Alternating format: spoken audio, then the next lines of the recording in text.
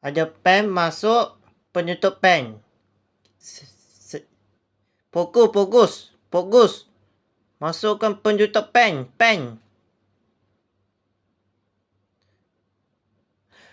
Kalah. Tidak kalah. Kenapa kalah? Ulang. Susah. Fokus. Jangan lupa fokus. Okey. Masuk ke lubang.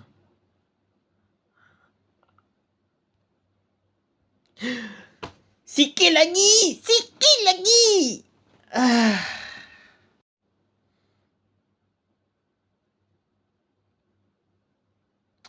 Kenapa sama aje? Ulang. Sama je.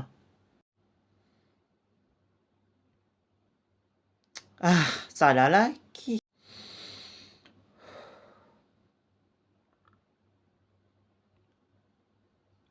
Saya menang. Saya boleh masuk penutup pen. Saya menang. Masukkan penutup pen. Siap.